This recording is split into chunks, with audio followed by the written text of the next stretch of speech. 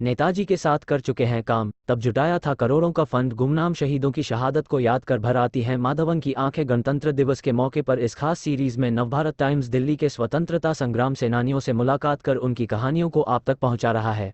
आज पढ़िए नेताजी सुभाष चंद्र बोस के साथ आज़ादी की लड़ाई लड़ चुके 97 साल के रंगास्वामी माधवन पिल्लई से खास बातचीत। माधवन ने 1943 मार्च के महीने में नेताजी की आज़ाद हिंद फौज को ज्वाइन किया था। वह यहाँ पर भी ऑफिस का काम देखते थे। माधवन ने बताया कि फौज में काम करने के लिए उन्होंने कोई तनख्वाह नहीं ली।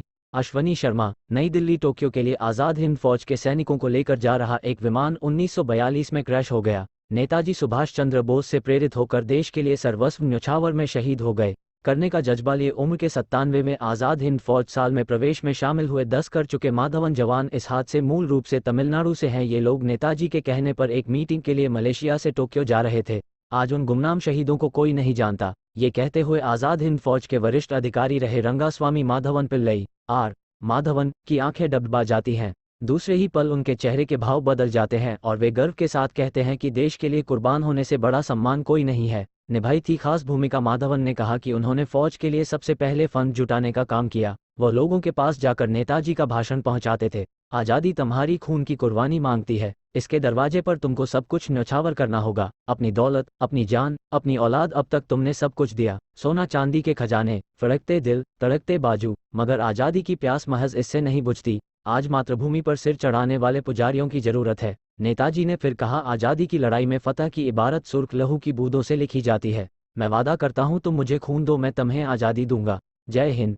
उन्होंने 15 करोड़ का फंड इकट्ठा किया। हकदार थे माधवन तमिलनाडु एनबीटी स्पेशल से है, लेकिन इनका जन्म बर्मा में 13 मार्च 1926 को हुआ। यहाँ वह बर्मा स्कूल में 7वीं तक पढ़े। माधवन को पाली भाषा का भी ज्ञान है। परिवार में माधवन के नाम पर भी एक डाक 39,000 रुपये की पेंशन जरूर मिलती है, लेकिन माधवन को इस बात का मलाल है कि सरकार ने आज़ाद हिंद फौज के सैनिकों के प्रति वह भाव नहीं दर्शाया जिसके वे उम्र टिकट जारी किया गया। हालांकि केंद्र और दिल्ली सरकार की ओर से उन्हें हर माह चेहरे पर वही रुआब अब भी है बरकरार। माधवन के चेहरे और हाव भाव में आज भी एक सेना के जवान जैसा रुआब बरकरार है। सरकार से उन्हें पेंशन मिल रही है, लेकिन वह दिल्ली जैसे शहर में एक अपना घर तलाश रहे। उनका कहना है कि 1986-87 में उन्होंने दिल्ली में एक घर दिए जाने का अनुरोध किया था, लेकिन उन्हें घर नहीं मिला। माधवन का कहना है कि उम्र के इस पड़ाव में अब उन्हें कोई अपेक्षा नहीं है। उन्होंने कहा कि पहले उन्हें 0 रुपये मिलते थे, फिर 15,000 हुए और अब उन्हें मोदी सरकार में 35,000 रुपये पेंशन मिलती है और 4,000 रुपये दिल्ली सरकार से मिलते हैं।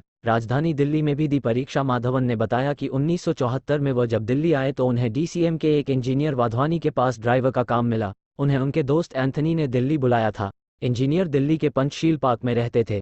एक दिन सुबह जब वे काम पर पहुंचे तो उनके मालिक इंजीनियर ने उनसे कहा कि रात को मैं गाड़ी लेकर आ रहा था तो रास्ते में टायर पंचर हो गया, मैं उसी हाल में गाड़ी लेकर चला आया। ये कहकर इंजीनियर ने माधवन को 100 रुपये देकर कहा कि नई ट्यूब डलवा देना। जब माधवन पंचर बनवाने गए तो पता चला कि पंचर नहीं है, टायर में हवा भरी और दुकानदार को 2 रुपये देकर वे गाड़ी लेकर इंजीनियर के घर पहुंच गए।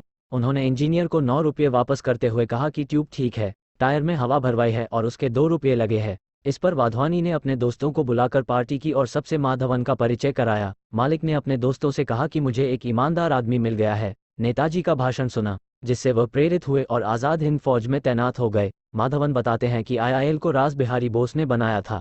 इसके साथ आईएनए का भी गठन रास बिहारी बोस, मोहन सिंह और फौजीवारा जापानी ने सिंगापुर में किया था। 1943 में नेताजी के आने के बाद रास बिहारी ने अपना पद नेताजी को दिया। माधवन के तम्न में नेताजी से जुड़ी तमाम यादें कैद हैं।